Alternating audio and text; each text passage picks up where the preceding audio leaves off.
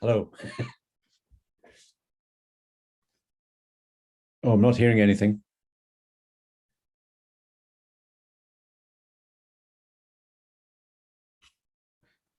I'm afraid I'm not hearing anything. And no, 1, 2, 3, 1, 2, 3. Can you hear me? I get you now, yeah. Okay. So I'm sorry. And so no, I am not Holly Heeds. Clement, I think I am the one who reached out to you originally. And yes, then that's right. Yes. Holly usually run the colloquium, but I have to use his credential today. He is unavailable. Right. I think we got everything started. We're going to wait just a couple of minutes to see if anybody's showing up. Yep, sure. So where are you physically located right now? That's a false background. Yeah, I get that. That's Dublin. I'm based in Dublin. Okay. Okay. It's not actually that nice and bright and sunny.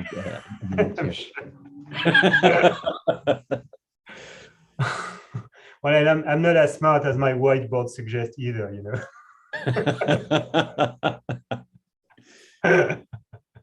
A different kind of false background. Yeah. Exactly. But it is still time for coffee here, so I'm going to treat myself to that.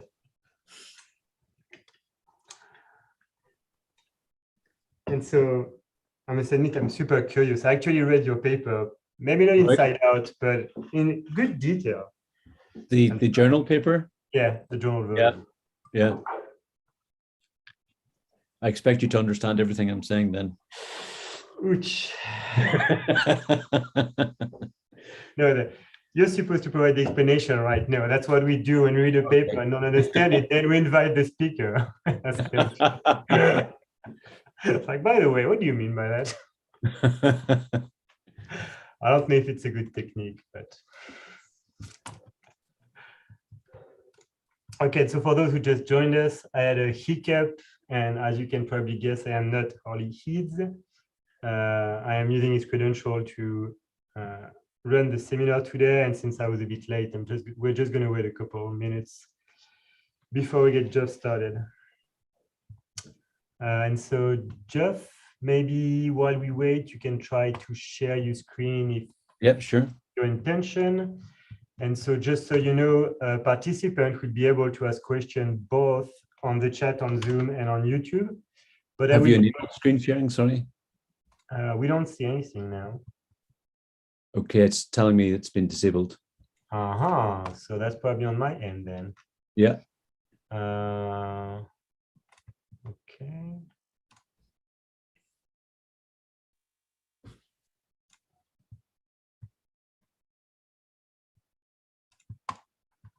Yes. I will make you host so that you can try with me.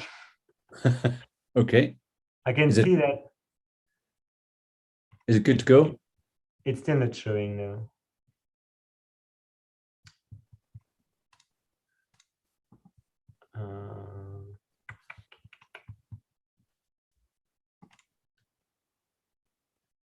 So yeah, you are the host now, so I can't even share my screen or control anything. You're the one in charge, actually. Can we see that? Okay, we can see it. Yes, perfect. Yeah. Perfect. And so yes, as I was saying, the talk is also live stream on YouTube, so participants can ask questions both on the Zoom chat and on the YouTube chat, but I will be monitoring both. And if that's okay with you, I'll interrupt you if there's a question related. Yeah, please feel free to interrupt the questions. That's good. But so you don't have to monitor them. Maybe they are super long, I'll ask them. I just point to them and ask you to read them. Or similarly, if you have questions in the audience, feel free to unmute yourself or raise your hand and ask Jeff your questions. So, okay, we can probably get started now. So welcome, everybody. We have the pleasure and honor today of having with us George Hamilton, who is an associate professor at the School of Computing in Dublin. who will be discussing static analysis and implicit computational complexity and how you can connect both worlds to actually get tight bound on simple loop programs. So thank you very much, Jeff, and I think you can take it from here. Okay, thank you very much. Okay, so the title of my talk is Tight Worst Case Bounds for Polynomial Loop Programs. And this is joint work with Amir bin Amram from Israel. Okay, so what are we trying to do here? What's our motivation? We want to try and find the resource usage of programs quite often. So for example, we may want to know how much time it's going to take, how much space it's going to use, or there could be other kind of resources that we want to look at, like how much energy it uses and so on. And that kind of information is very useful during the development of our programs. So the kind of things that we'd be looking to avoid might be things like performance bugs or security vulnerabilities that exploit any kind of performance issues. And it's particularly relevant today, given that COP26 is going on, of course. It's relevant where resource usage is a major cost factor. Okay, so for example, for limited battery power in mobile phones, it can be useful to measure the efficiency or the energy efficiency of mobile applications.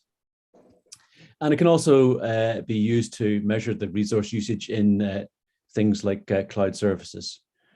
And in fact, this is something that's quite relevant in Ireland today, because in Ireland we have an awful lot of data centers, and it's actually predicted that within the next 5 to 10 years, 20% of our energy usage will be on running data centers, and we may have some blackouts resulting from this. So being able to analyze resources is very important and very relevant today.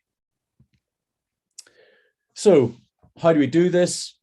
What we do is we try and compute the bounds of the final value of a program variable based on the initial values of our program variables.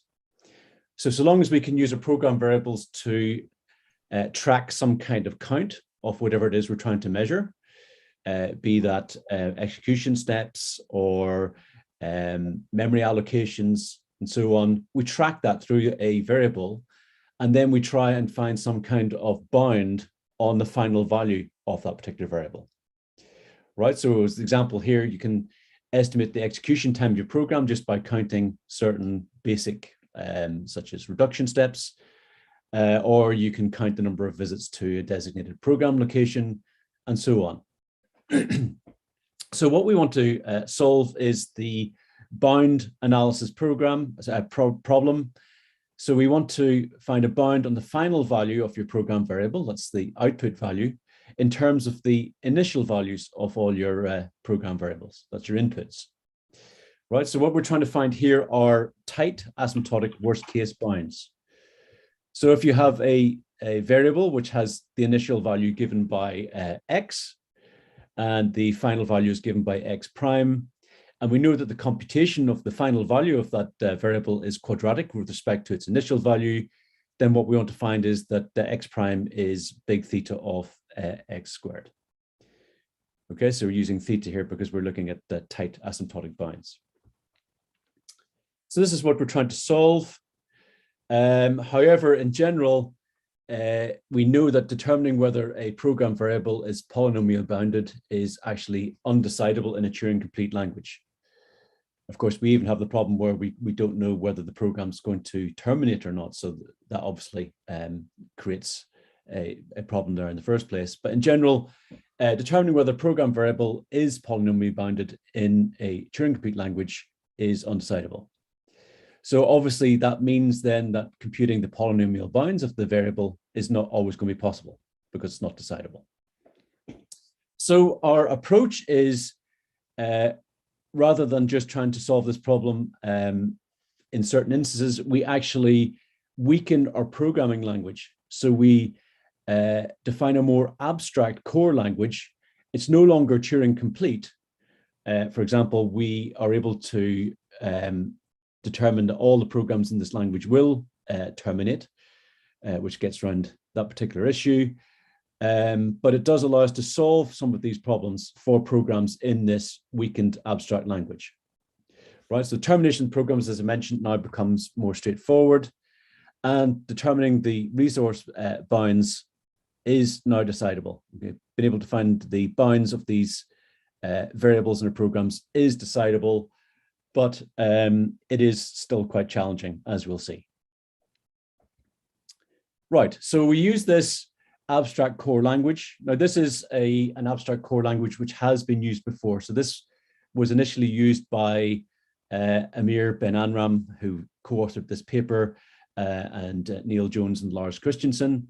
And that paper referenced at the bottom there was quite a groundbreaking breaking program. It showed that for this particular language, we can decide whether or not a variable's value is polynomially bounded. Okay, that was just a yes/no answer. Is something polynomially bounded or not? Okay, it had other distinctions as well, but we're just interested in polynomial bounds here. So what we want to do is to go further. For that same language, we want to solve what's called the polynomial bound analysis problem. Okay, can we find tight symbolic bounds up to constant factors on the final values of these variables in terms of their initial values?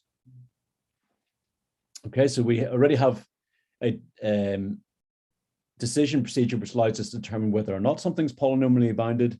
And for those which we can determine to be polynomially bounded, we then want to find what is that actual polynomial bound. Right, so the language that we use is quite simple and quite abstract. So the only data type that we use is non-negative integers. So we're going to represent our variables in a program by the big X with subscripts to differentiate them. An expression can just be one of these variables. It can be the addition of two expressions or the multiplication of two expressions. Okay, so you can see that the expressions can't ever shrink in size. They can only stay the same or grow. The commands that we have, so we have some weakened commands in here towards the bottom, but we have a skip command, which just doesn't alter the state. We have an assignment command. Okay, so it evaluates the expression E and assigns that to the variable X. We have a composition of commands. So this means perform command C1 first, update the state, and then perform command C2 in that updated state. We have a non-deterministic loop mechanism. So we have an expression E. E specifies the maximum number of iterations that a loop can have, right? So the loop can have any number of iterations up to a maximum of E. So that's not saying it's a deterministic specific number of iterations. It's just saying you can have any number of iterations of a loop up to the value given by the expression E. And then the body of the loop is given by the command C. Okay, so that's non-deterministic in the sense of how many iterations of the loop we will actually execute. And you can see that you can abstract things like while or for loops into this form, but obviously some information may be lost there because you have to be able to specify what is the maximum number of iterations of your loop. So yes? Maybe a brief question. You do not have any form of variable declaration, meaning that all the variables are supposed to be declared before the function and stay the same through the program. Well, you mean just declare the type of the variables? Just, I mean, you always assume given a fixed number of variables at the beginning. I don't really care about the type, just they have no scopes. I mean, their scopes is always the whole program. You cannot create and destroy variables. They are always declared at the beginning and they are remain. That's right. Yeah, they just remain in scope the whole way through all parts of the program. Yeah, okay, thank you. It makes it a lot easier. There's reasons for these things. Okay, and then the last command we have here is a non-deterministic choice. Okay, so you can arbitrarily choose between performing command C1 or C2. Okay, so there's more non-determinism here, right? So we've put this non-determinism into our language, and that means there can be a number of different possibilities as to what can actually occur at runtime. So it's abstracted. We are going to assume that all of the variables that we try and analyze for the polynomial bound have already been determined to be polynomially bounded. Right? A computation of these bounds relies on the fact that we know that they're polynomially bounded. Right? So we need to have previously used that analysis I mentioned before by Ben Amram, Jones, and Christensen to determine that all the variables that we study are actually polynomially bounded. Right, and that's a little bit more subtle than you might realize.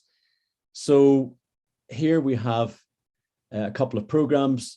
In the first one, all the variables are polynomially bounded, but in the second one, they're not. Okay, so we have a look at the first program. You loop around a maximum of x4, number of times given by variable x4. We have the assignment x3 takes the value of x1 plus x2.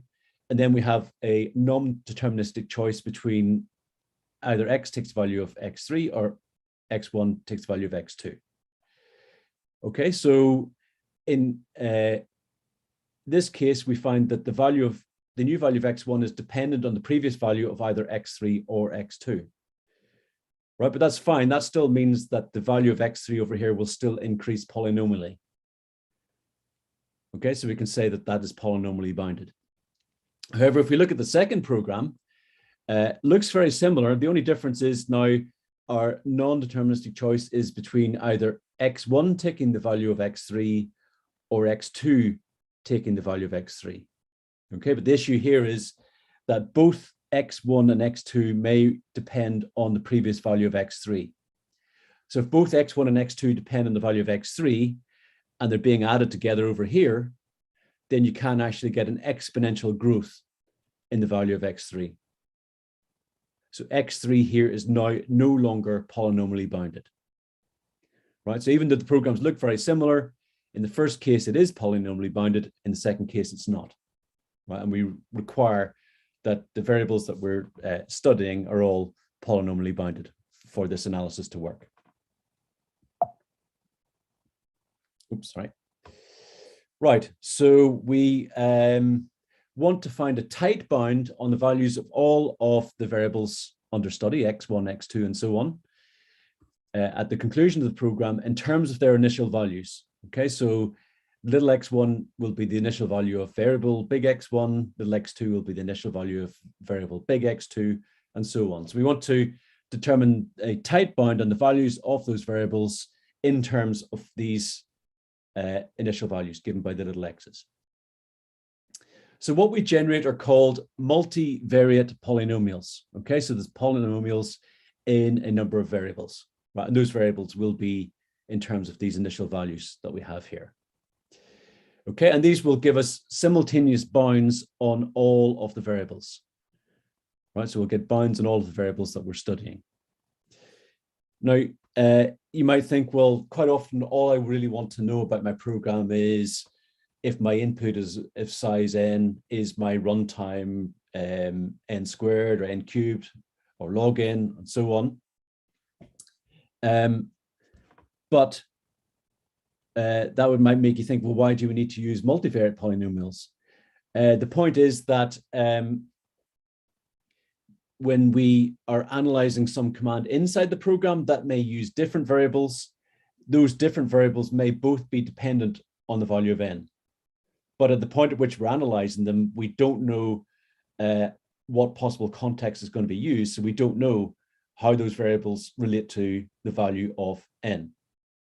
Right, so if we've got an internal command which has variables x and y, we determine the bounds on x and y within the internal command, and then that's fed out into the surrounding context, and then we can feed in the initial values of x and y, which may then be dependent on n. So we start off with this multivariate analysis, and then we can simplify that down to give us univariate bounds if necessary. Okay, so it's allowing us to be able to break this down into piecewise components to do our analysis. Okay, and these multi-polynomials that we produce express what's known as a disjunctive bound. Okay, so it's a number of different possible bounds on each of our variables. right? Because there's a number of different possible ways in which a program can execute, right? Don't forget that we have non-deterministic loops, which can go through any number of iterations. We can also have non-deterministic choice, where either one of the two choices is taken. So there's a number of different possible runs of your program. So we give a disjunctive bound of all of the possible polynomial bounds for the variables based on all of these different possible executions. So for example, if you have a command which contains the variables x and y, and you determine you've got this disjunctive bound, okay, for two different possible runs, you have the bounds of x and y are given by little x and little y respectively. And for another run, you find the bound of variable x is little y and the bound for variable y is little x. If you just combine those together, rather than having a disjunctive bound, if you just tried to combine those two things together right away, you'd have to reduce that down to each of those values being the maximum of x and y. Right, and then you no longer know that if you actually add these two things together, then they would be bounded by x plus y, right? Because you just get the maximum of x and y plus the maximum of x and y if you combine these two things together, right? So that's why we keep them separate in this disjunctive bound that we're trying to calculate. Right, hopefully with some examples, this will become a little bit clearer. It's just explaining the reasoning behind what we're doing. Right, so as a simple example, if you have the command x4 takes the value of x2 plus x3, we represent that as a multipolynomial, or we also call it a polynomial transition. Okay, so here's your multipolynomial representing that command. Right, so if your initial values of your variables x1, x2, x3, and x4 is given by little x1, x2, x3, and x4, this tells us what the values of each of those variables will be after we perform that command. Okay, so we've got a for tuple here representing the new values of each of your variables. Okay, so variable x1 is not assigned to it, so it's not changed, so it keeps the same value here. Variable 2 is not assigned to, so it's the same. Variable x3 is not assigned to, so it's the same. But variable x4 has been updated, and it takes the values of x2 plus x3. Okay, so the update is that x1, x2, and x3 are unchanged, and x4 takes the value of x2 plus x3. So that's the transition represented by the above command. And we can break down the separate components of that multipolynomial. So the first component is x1, the second one is x2, the third is x3, and the fourth is x2 plus x3. Right, so this is our multipolynomials. In terms of the semantics of our language, the values of programs will be given by a store, which associates some value with each of our program variables, and that will be updated as we execute our program. So if you have a skip command, well, obviously that doesn't change the state in any way, so that's just the identity transformation. If you have an assignment, xi takes value of e, well, you just evaluate e on the initial store x, and then you update that for xi, and that will give you the new store y. For the composition of two commands, well, you first of all perform command C1 on the initial store, that updates the store, and then C2 will perform on that updated store. So you have this composition operator here between your commands, right? And notice we had to reverse the order of the commands so that C1 is done before C2.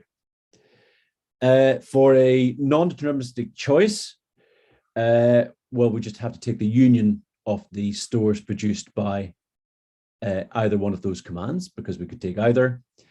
And for the non-deterministic loop, right, so remember the non-deterministic loop can execute any number of times up to the limit given by the expression e. Okay, so for I, which is any value less than or equal to the value of e in our store x, we give the result of computing the loop command c I times from the initial store x to final store y. Okay, so this little superscript on the command represents I compositions or I iterations of the command C.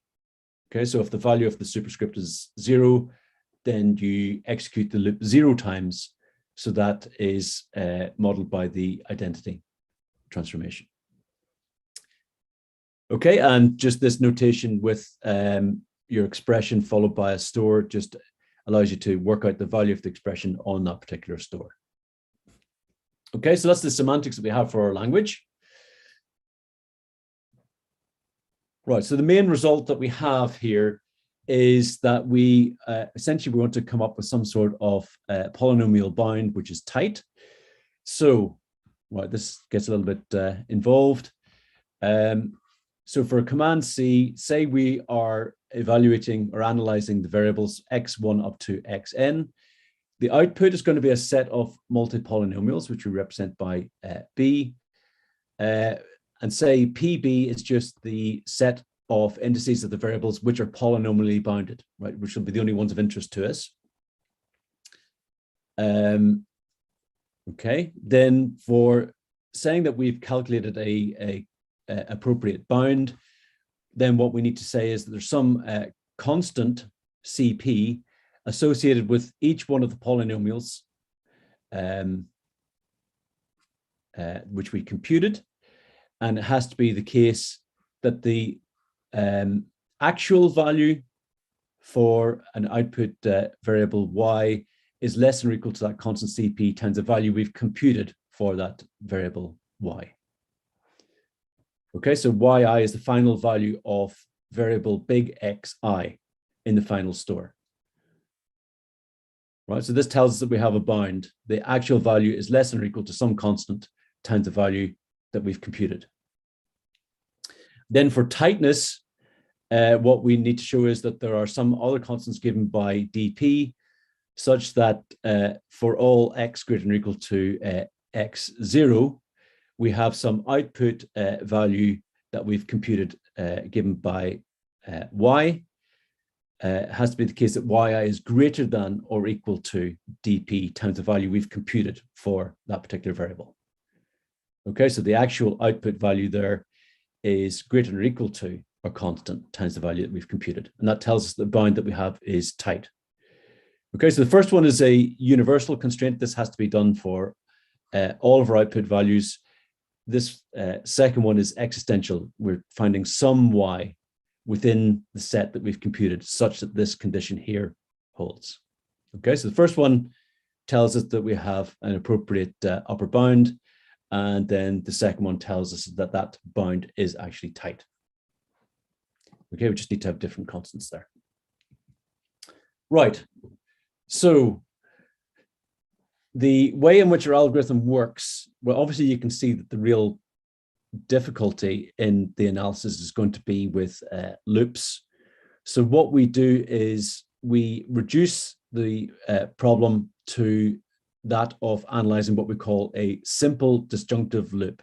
Okay, so it's just going to be a single loop, and we've already processed or analyzed the body of that loop. So we know that the multipolynomial transition associated with the body of the loop. And based on that, we can then analyze any number of iterations of that particular loop. Okay, and obviously the loop is disjunctive because there can be a number of different possible executions of it based on how many iterations take place. And we need to keep track of all of those different possibilities. All right, so the simple disjunctive loop does not tell us anything about how many times it's going to be iterated, but it does give us a value which is dependent on how many times it is iterated, as we'll see. Right, so the result of analyzing any particular command is given by this little s superscript here. And that will be the set of multipolynomials resulting from analyzing command C. Right, that's very easy for straight line code because there's no non-determinism there. So there's just going to be a singleton set representing that multipolynomial transition. Right, so if we consider an example of that, here we have a sequence of assignments.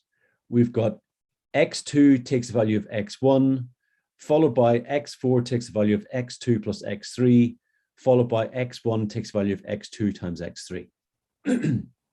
So our multipolynomial here just tells us the result of each of our variables, x1 up to x4. Okay, so for example, we can see that x1, the final value of x1 is going to be x2 times x3. But we already know from the first assignment that x2 was assigned x1. Right, so x1 is actually going to become x1 times x3, as represented in this first entry here. Right, the value of x2 from the first assignment is just that of x1. So the entry we have in the second component here is x1. x3 is not assigned to, so it's unchanged. So the third component is still x3. And for x4, x4 also takes the value of x2 plus x3, but again, x2 was previously assigned the value of x1. So x4 will take the value of x1 plus x3. Okay, so that's fairly straightforward for straight line code. To deal with loops is a little bit more tricky. So to deal with loops, we introduce what are called tau polynomials. So these are like the polynomials we've seen before, except they can have an additional parameter tau. Okay, short for time, but really tau represents how many iterations we have within our loop. Right, so we analyze the loop and we just use tau to stand for the number of iterations. And then from looking at the surrounding context, if we subsequently find how many iterations of that loop there are, then we substitute that value for tau. So as a simple example, if the body of our loop was the assignment x2 takes the value of x2 plus x1, right? If you repeated that, if that's the body of the loop and you iterate that loop, then every single time around that loop, you're adding a further x1 to the value of x2. So as a result of analyzing that within the body of a loop, you get this tau polynomial here. Right? Obviously, x1 is unchanged because you haven't assigned to it, but x2 is going to take the value of x2 plus a number of additions of x1. The number of times you add x1 is equal to the number of times you iterate the loop. Okay, so it's going to be x2 plus tau times x1, right? Because x1 is added on in every iteration of the loop, and there'll be tau iterations. Right, so now we have an abstract semantics which does this analysis for us. So this is using the S superscript that we saw before. So if we have a command sequence, then obviously we can just use composition as before. We analyze command C1 first, that updates the store, and then we analyze C2 in the updated store. And again, for non-deterministic choice, we just calculate the union of the multipolynomials for each of the separate choices, C1 and C2. Okay, obviously the difficulty then is for loops. If you have a loop where the maximum bound is given by the expression E, then the body is C, what we need to do is we solve for the body of the loop first. Okay, so we solve for C as the body of a loop. That will give us some tau multipolynomial, okay, where tau represents the number of iterations. And then we can substitute the value E for tau, where E is the maximum bound. So as an example, if we have this sequence of commands here, so we have the assignment x2 takes the value of x1, and then we have a non-deterministic choice where they have x4 takes the value of x2 plus x3, or x1 takes the value of x2 times x3. So say the first choice in a non-deterministic choice here was taken. In that case, we'd have x2 takes the value of x1, followed by x4 takes the value of x2 plus x3. Right, so obviously x1 is not assigned to, so it's unchanged. x2 takes the value of x1, as given here. x3 is not assigned to, so it's unchanged. And then the value of x4 will be x2 plus x3, but x2 has already been given the value x1. Okay, so the new value for x4 will be x1 plus x3. Okay, so that's for the first choice. And the non-deterministic choice is taken. If the second choice is taken, then what we're going to have is x2 takes the value of x1, followed by x1 takes the value of x2 times x3. Okay, so x1 is assigned to, it takes the value of x2 times x3, but x2 was already given the value of x1. So the new value of x1 is x1 times x3. x2 in the first command was assigned the value of x1, and x3 is not assigned to, so it's unchanged, and x4 is not assigned to, so it's unchanged. Right, so if we consider an example, another example, now we have the assignment x4 takes the value of x1, then we loop a maximum of x4 times, and within that loop we have the sequence x2 takes the value of x1 plus x2, followed by x3 takes the value of x2. Now we'll see how we can solve that loop a little bit later on, but if we do solve that, we get this set of multipolynomials. Okay, so the first multipolynomial here corresponds to having 0 executions of the loop. So all of the variables are unchanged. Okay, otherwise, for any other number of iterations, you can see that what's happening in each iteration of the loop is you're adding the value of x1 to x2. Okay, so if you iterate that loop, x2, if you iterate it tau times, x2 is going to end up with the value of x2 plus tau times x1. And that's the same for x3 because x3 takes a value of x2. So x3 will also be x2 plus tau x1, and x4 will be unchanged from the body of the loop. Right, we're just analyzing the body of the loop here.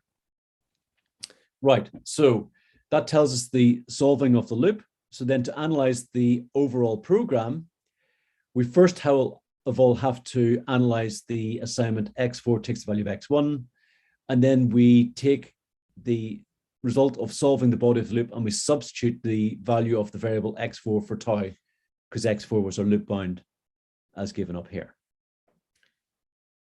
Okay, as a result of performing the assignment x4 takes the value of x1, the only change we have is now that the value for x4 given here is x1. And then we compose that together with the result of solving the loop with x4 as the loop bound. And that gives us these values here. Right, so what's happened is we've just taken this value L that we had up here, and we're substituting the value of x4 for tau. Okay, so, but we know from the initial assignment, the value of x4 is actually x1. So we're actually going to be substituting x1 for tau. Okay, so this first multipolynomial here, the only difference is that x4 took the value of x1, so we have an x1 here. And for the second part of L, we just substitute x1 for these two taus. Okay, so we end up with, well, x1 is unchanged, then we get x2 plus x1 squared. Okay, we had tau x1 before, but tau is x1, so it's x1 squared. Similarly, we substitute x1 for this tau and we get x2 plus x1 squared. And then, of course, x4 was given the value of x1. Okay, so these are the different possibilities based on either having 0 iterations of the loop or any other number of iterations of the loop. Okay, Geoff, if I may? Yes? There was a question in the chat about asking if it is possible to reduce, no, but I'm happy to read it. Is it possible to reduce every program in your language into one of those standard disjunctive loops? Can you always transform a program into an SDL form? Yes, because if you think about it, you're reducing a loop to a multipolynomial transition. So even if you have nested loops, you go to the innermost loop first, and you get rid of that by replacing it with a multipolynomial transition. Mm-hmm. And if you just keep doing that for each nested loop, replacing it with a multipolynomial transition, you just end up with a flat non-nested structure, and you can keep applying the simplification. So you can always reduce everything to a simple disjunctive loop. What if you have no loop? Sorry? What if you have no loop? I guess you can always say loop 1 and that's it. If you have no loop. What if at the outer level there's no loop? What do you do? Well, if there's no loop, then it's just straight line code, yeah? Okay. Yeah, so that's even easier. You don't even need to use the solve. If there's no loops, you don't need to solve loops because there's nothing to solve. Okay. So that becomes trivial. Sure. Yeah, but if you go essentially, if you go from the inside out, you can simplify each inner loop first, and then that allows you to simplify the loop at the next outermost level, and so on. Does that answer the question? I'm not seeing the chat here. Yes, yes. Nea replies. So Nea, who has a question, replied and said yes. Thank you. Right. So something else that we need to do is we're not calculating precise polynomial bounds. We're only computing them up to a constant factor. Okay, so that means that we're not really interested in the coefficients of the polynomial that we're calculating. We just want to know an abstract polynomial. Okay, so we're only interested any non-zero coefficient is just equated to the value 1, okay, which is called monomials. So for example, if the actual concrete polynomial that we had was 2x squared plus x, well, we just ignore this coefficient 2 and we just get, as an abstraction of that, x squared plus x. Similarly, then, if the concrete polynomial was x cubed plus 3x, we ignore this coefficient 3 and we just get x cubed plus x. Right? We can actually calculate this with keeping in these constant factors and work out what those constant factors are. That's a much more difficult problem because much more involved. Right? So we're just simplifying it to get rid of these constant factors, and that makes the computation a lot easier.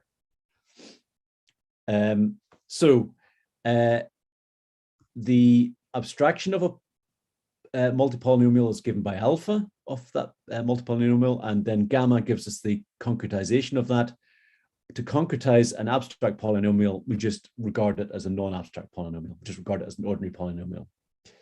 So that means then if we want to compose together two abstract polynomials P and Q, we define a new composition operator, this solid circle. Right? So to compose together two abstract polynomials P and Q, all we do is we concretize both of those multipolynomials. We use the same composition operator as we had before, and then we abstract the result. Okay, so that allows us now to be able to compose our compose our abstract polynomials. Right, so to analyze our loop, we combine together two operations. One is called closure. Okay, so this calculates the fixed point of accumulated iterations. Okay, so essentially what we're doing is we're using this abstract closure operator, abstract composition operator that we've just seen, and we just keep composing together further iterations of the body of the loop.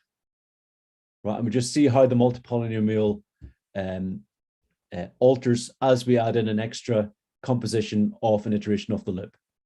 And we keep doing that until we don't have anything new added. Okay, so this computation of this closure operator for the loop actually depends on the fact that the variables that we're analyzing are polynomially bounded. It won't terminate if our variables are not polynomially bounded. That's why we have that requirement. Okay, so once nothing further is added, we then perform what's called generalization. Right, so essentially what we're trying to do is try and find variables which are accumulating. Okay, so these are variables that have accumulating increments. So the whole point here is if they're accumulating within the loop, then they should be dependent on the number of iterations of the loop given by tau.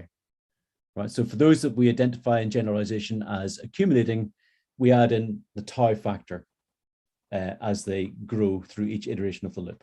But again, I think maybe examples might be needed. So if we consider, first of all, closure, if T is an abstract tau multipolynomial, say that represents the body of the loop, we want to find the result of analyzing a number of iterations of the body of the loop. So we use this T dot K for K iterations of T. Right, so 0 iterations of your multipolynomial, nothing has changed, so that is equal to the identity transformation. If you have K plus 1 iterations of T, then that's just the composition of one iteration of t followed by k iterations of t. Okay, so that's just for a single multipolynomial. Obviously, we're dealing with disjunctive sets of polynomials. So if we have big T here as a set of abstract tau multipolynomials, we define similar kind of operations for composing together iterations of our loop. So 0 iterations of the loop will just give us the identity again. Okay, but we're now looking at sets of multipolynomials. So it's a singleton containing the identity. For k plus 1 iterations of this set of multipolynomials, we have to include in the result of k iterations plus all the possibilities we can have for one iteration given by q, followed by k iterations given by p, and then those are composed together. Right, and then we just calculate the closure of that for all possible iterations from 0 up to infinity. Okay, but the point is that if our variables we're analyzing are polynomially bounded, we will always be able to reach this particular finite closure here. Okay, so another example. If we have our multipolynomial p as represented here, so x1 is unchanged, but x2 takes the value of x1 plus x2. Okay, so say that's the result of analyzing the body of the loop. Okay, so for k greater than 0, for k iterations of that, obviously then x1 would be unchanged, but x2 would have, sorry, that should say actually say x2 plus k x1 there. Sorry about that. Okay, if you iterate this loop k times, you're going to add the value of x1 to x2 k times. Okay, so that should be x2 plus k times x1. Okay, if we then consider the abstraction of that polynomial, in fact, the abstraction of this polynomial p is the same as p. But if you consider the abstraction of the iteration of that, so if you iterated the abstraction k times, you would no longer have this k coefficient here, okay, because we're dealing with abstract polynomials. So you get rid of the k. So the result would just be the x1 is unchanged and x2 goes to x1 plus x2. Okay, so although this coefficient should be here rather than here, it's still got rid of, and we end up with x1 plus x2. Okay, and then if we just consider the set of these, then after k iterations, the possibilities we can have, if there are 0 iterations, we just have the identity transformation. And if we have any other number of iterations, then it's represented by this polynomial we have here, which is the abstraction of p. Okay, so the result of our closure operation, nothing else will be added beyond the identity and the abstraction of p. So the result of our closure operation on the abstraction of p is just going to be the identity and the abstraction of p. Okay, and those are the only possibilities we could have for analyzing the body of the loop with these contained within it.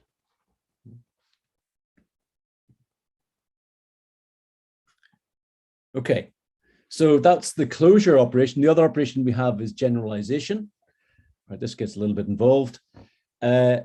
So if within our multipolynomial p, entry I depends on xi, okay, well, that obviously means, well, entry I is the value for variable xi, and if that depends on the initial value of xi, then we say that variable is self-dependent.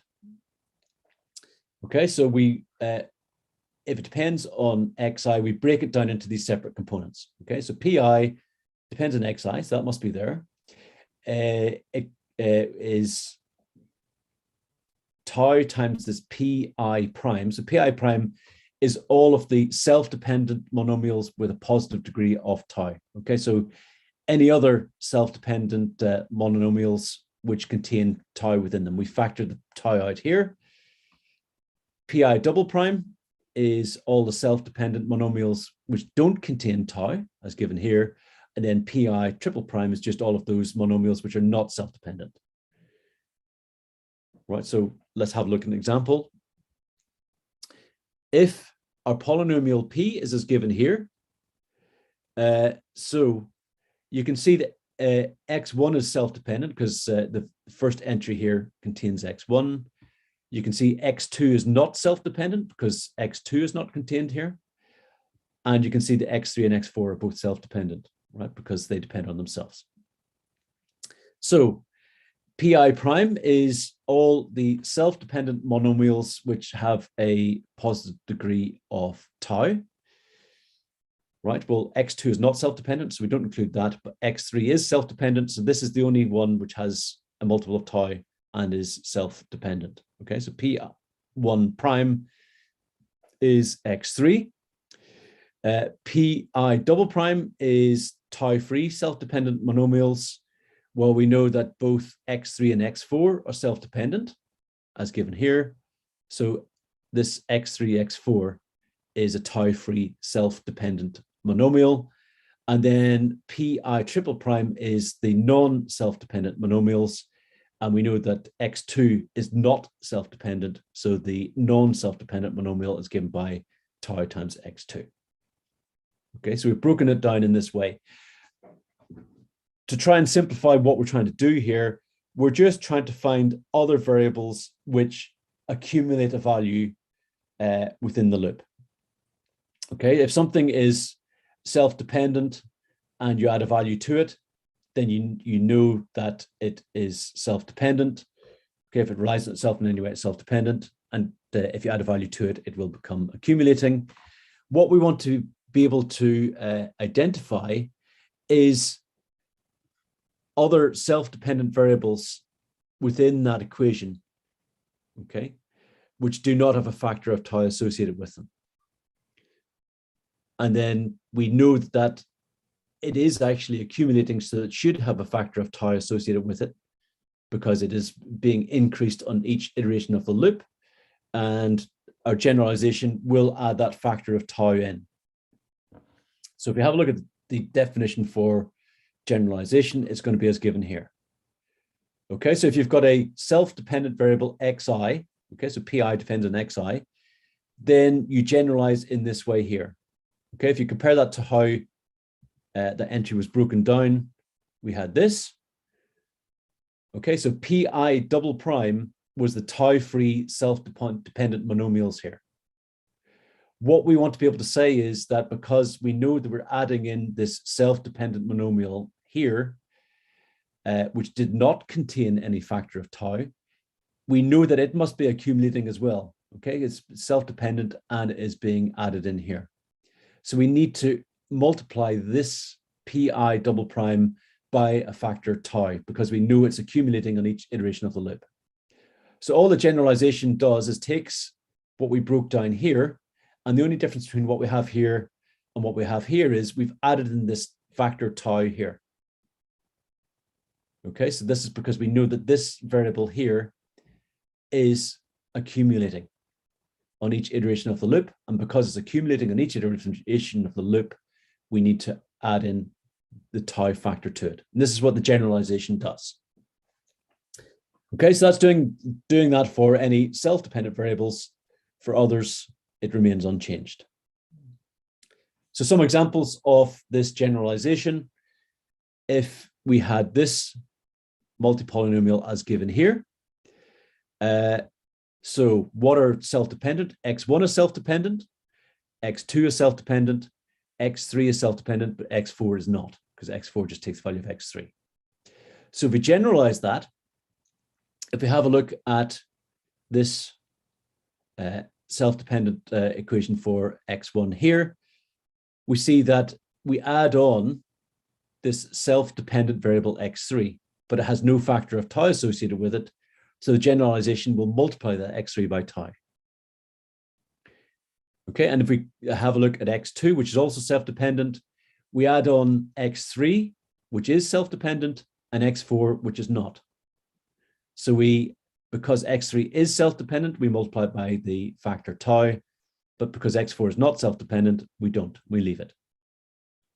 Okay, and then the other two don't add anything else in, so they remain unchanged.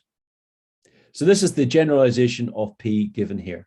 So essentially, we're just identifying accumulating values and then multiplying them by the factor tau to show that they're accumulating by that amount on each iteration of the loop. Or as another example, if we have the multipolynomial Q as given here, now we can see that x1 is self-dependent, x2 is not, x3 is, and x4 is.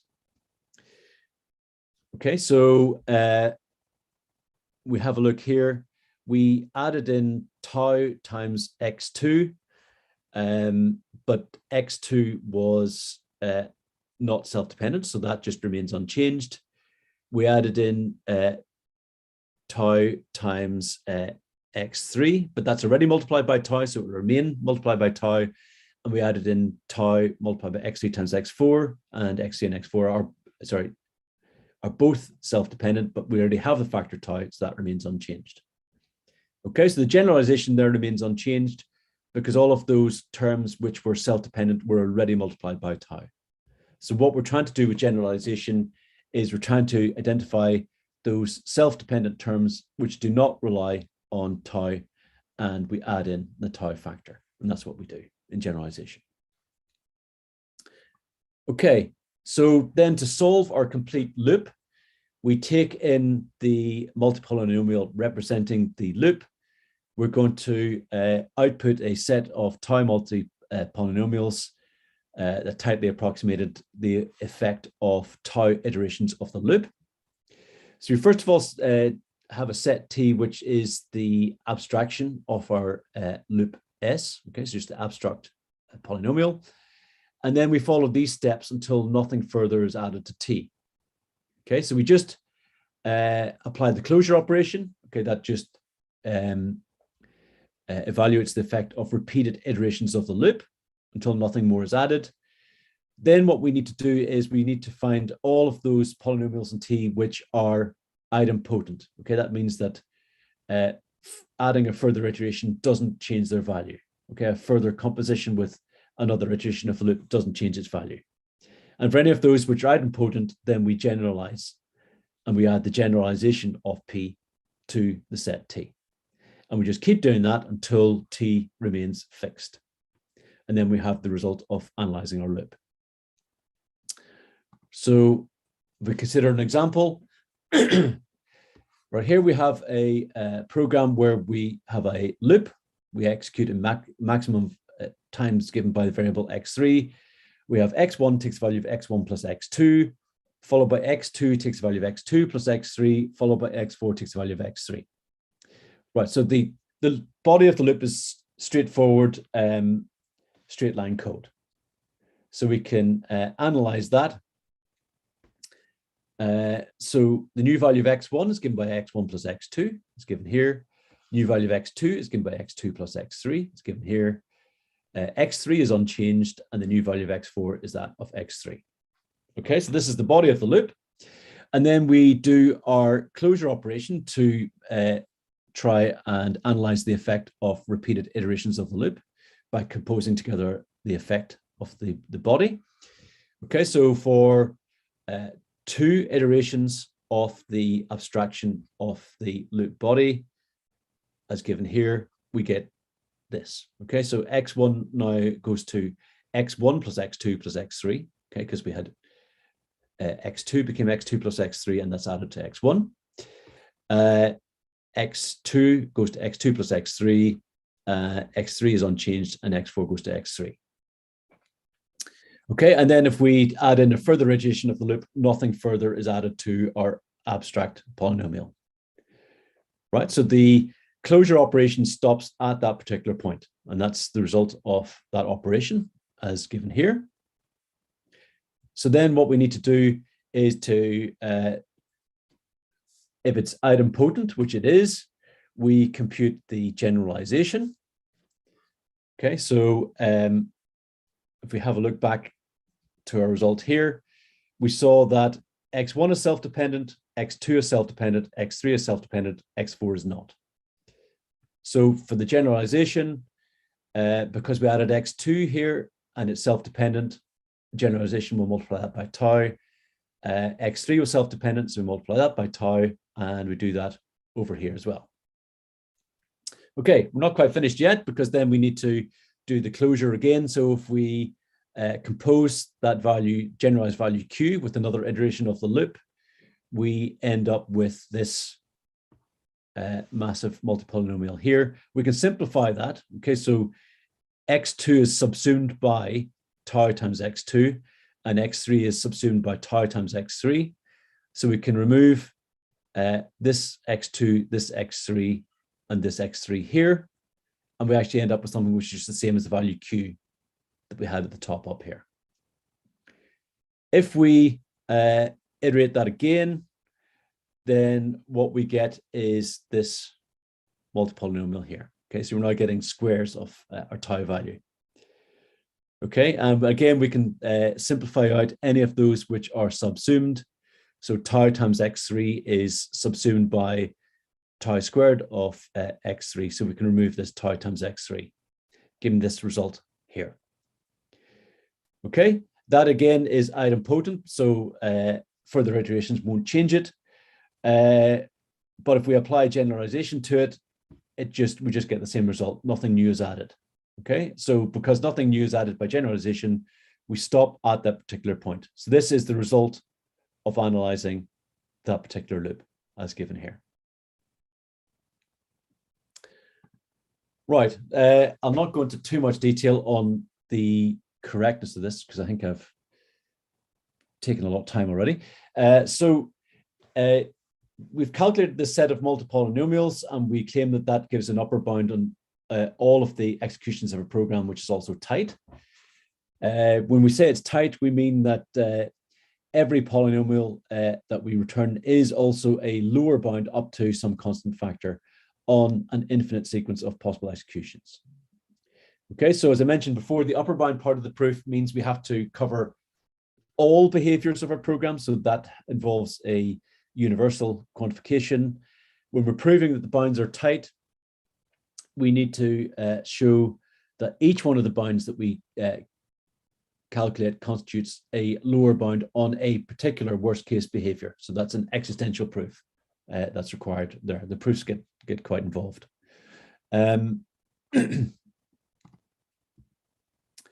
So in conclusion, so we've solved this open problem in the area, which is the bound analysis problem. Okay, how can we actually find the polynomial bounds for this simple language of bounded loops? Okay, so we've shown that we've got an algorithm which can compute these tight polynomial bounds on the final values of our variables in terms of their initial values, and hopefully it improves our understanding of what can be computed by programs in our restricted language. Right, so we require that so long as the variables in our language are polynomially bounded, using the analysis given by Ben Amram, Jones, and Christensen, then we are able to describe them tightly by multivariate polynomials.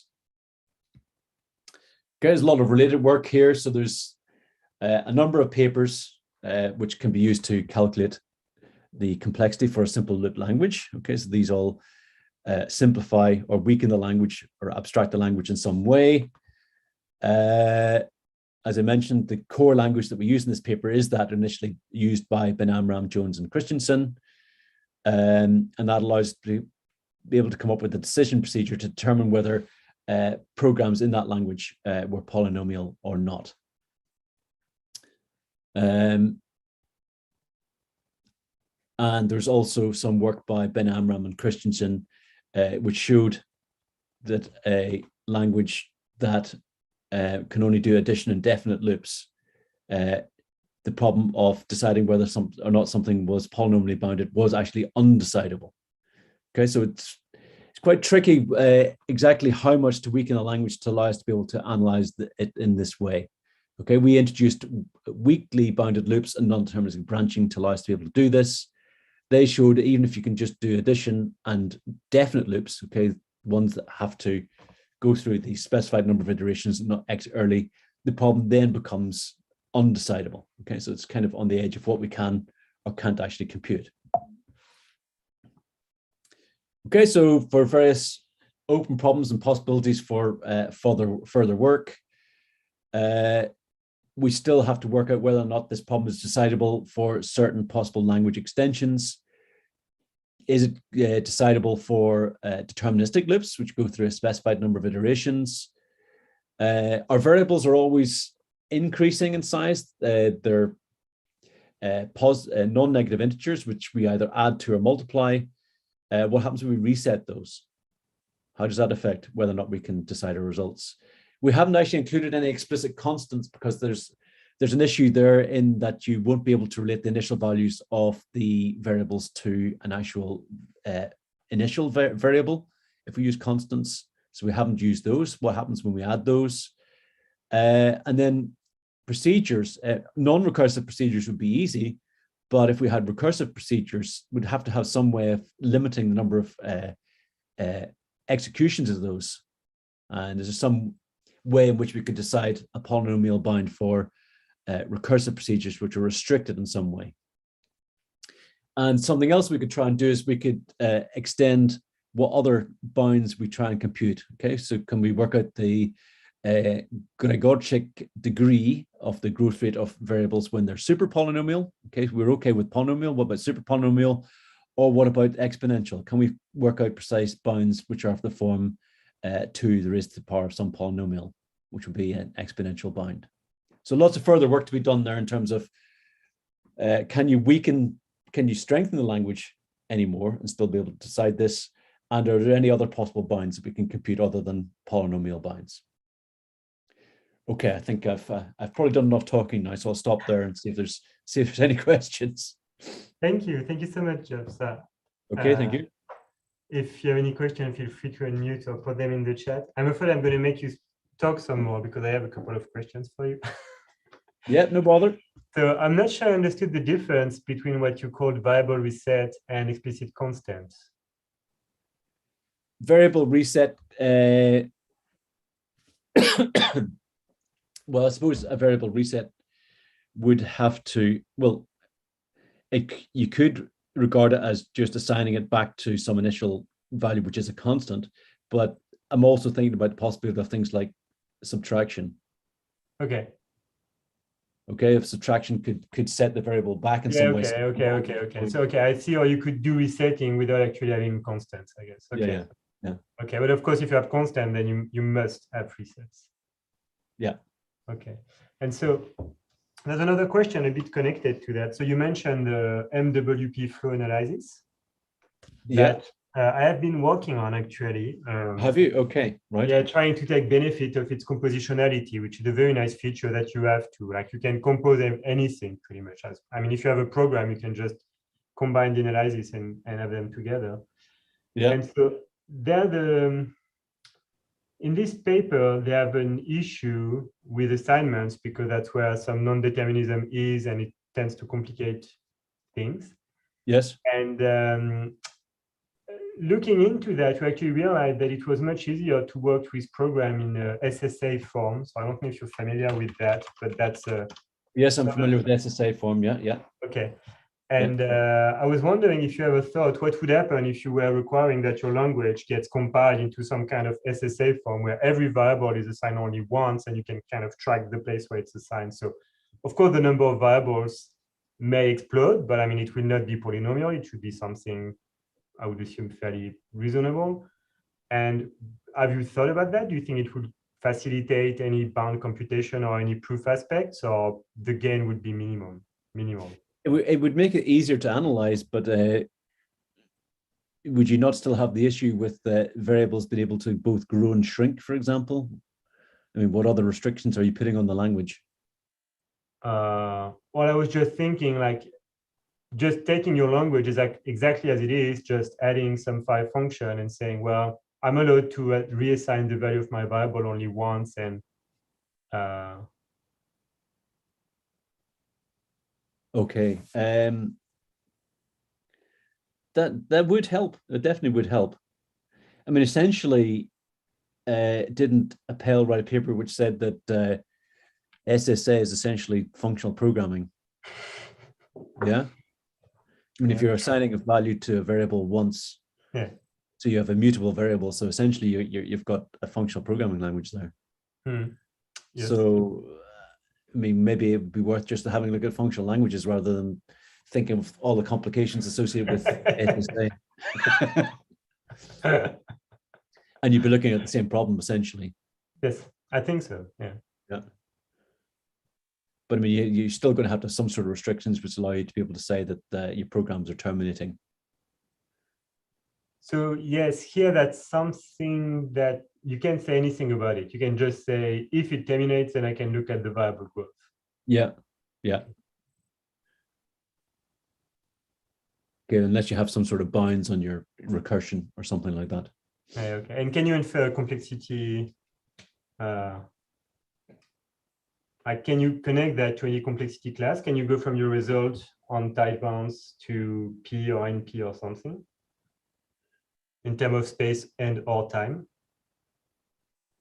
Sorry, can I relate what to what here? I'm sorry, it's a naive question. I was wondering if you connected your result to an actual complexity classes, saying that actually your programming language was in P or P complete or that sort of thing. What kind of problems, what complexity class of problems can we solve using our programming language? We haven't really thought about that. I mean, I know there are syntactic restrictions you can put on languages to equate them to particular complexity classes, but I mean, our programming language still allows you to have things which can grow exponentially, obviously. Yes. So I'm not sure what subclass within exponential that it can actually compute. Okay. And there's some stuff I left out here actually. I don't want to go on too long, but we do have a paper just coming out at the bottom there, which shows that this problem that we're solving here is actually piece-based complete. Okay, and the paper so you works say in a slightly different way.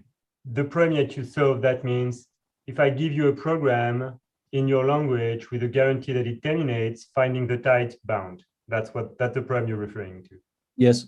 Okay. Okay, now it was a little bit tricky because the size of the result that you get from an analysis can actually be exponential. So what we actually had to do was come up with an algorithm that allows you to calculate the bounds one at a time, or to give a query with a particular bound and find an answer for that. But we showed that the problem itself is actually piece-based complete. Okay, in the initial paper, we said that in the worst case, it was exponential, but we're able to show that it's actually piece-based complete if we simplify the algorithm as given in this newspaper. And you can actually access this paper already on arXiv. Okay. If you want to do a search for it. Okay. It should be coming out soon. Okay. Yeah. Okay, I will. I didn't see any question or hands raised. Maybe for completeness, I should let you know that Andrei Klimov say hi in the YouTube chat. Oh, did he? Okay. Yes. So I don't know if he's been attending, but he was here at the beginning at least and said hi. Oh, okay, right. I haven't heard from him for a while now. That's good to hear from him. Okay. Okay, well, thank you everybody for attending, and thank you, Jeff, for giving us this very interesting talk. I wish you a very pleasant weekend. You too. Thank you very much for inviting me. You're very welcome. Okay.